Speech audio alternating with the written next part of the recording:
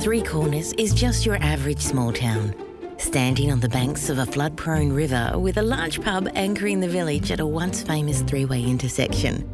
Now it's simply convenient, as people chase the country dream, the country lifestyle, just not the unceasing agricultural workload.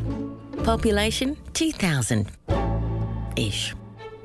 But like all small towns, scratch the surface and you'll be surprised at what you find underneath. In that sense, Three Corners is really no different to any other small town I know, except perhaps for some of the characters you might meet.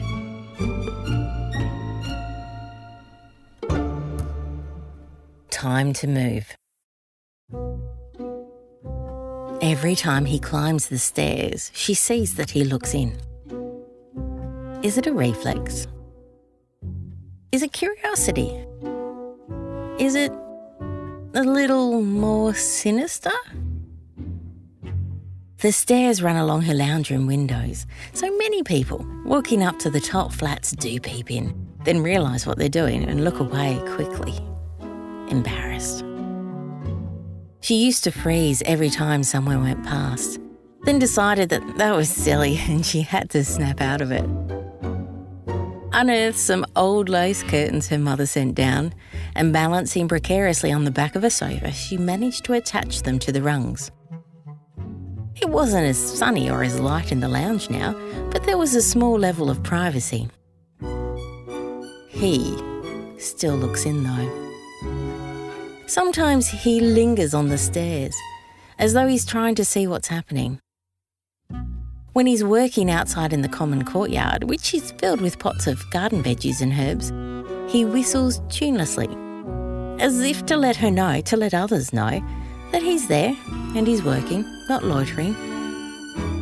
It feels like he's loitering though. Once, when she was having a bath and the window had fogged up entirely, except for a small tiny bit right up the very top.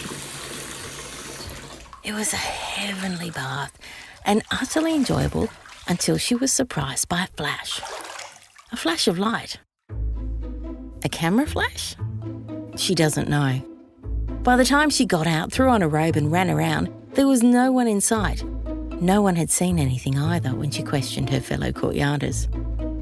Sometimes she felt as though she was being paranoid, and then something would happen. Something definite. And she knew it wasn't just her. Like the time her underpants had made it off the washing line and were left folded on her doorstep. No one knew anything about that either. On a few occasions, someone delivered her mail right under her door, not in the locked mailbox that belonged to her at the apartment complex entrance. And every Valentine's Day, there would be a single red rose left on her doorstep. It could be completely unconnected, she chided herself, using the blinds at night, scurrying from the car park to her door each day after work. When neighbours asked how she was, she carefully considered each item of news she gave them, then wondered if she'd given anything of her private life away. She started to feel trapped in her home, but scared to be away too long, because from time to time when she came home, something wasn't right. Something had been moved. Something she could have sworn was in one place was now somewhere else. Then the phone calls started. Once a day. Twice a day. Sometimes in the early hours of Saturday or Sunday morning, a private number she couldn't block. And there was never any sound on the other end, not even breathing. She kept her phone off. But each time she switched it on, there would be an inundation of silent messages. It was creepy. She felt watched. She started pulling her blinds down the minute she got home.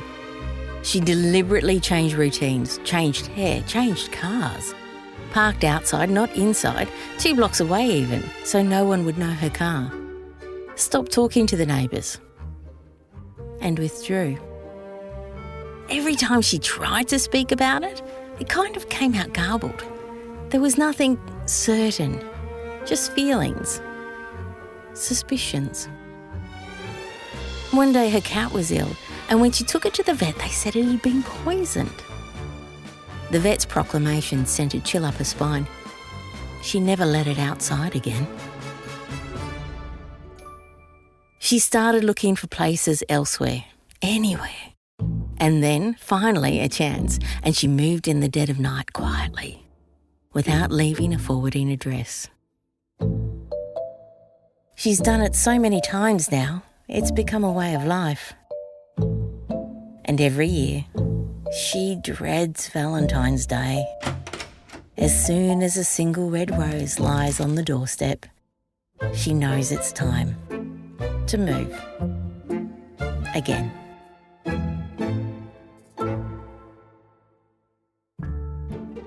Today's episode of Three Corners was produced by our maestro, Posty, and featured the spelt-like tones of Jack.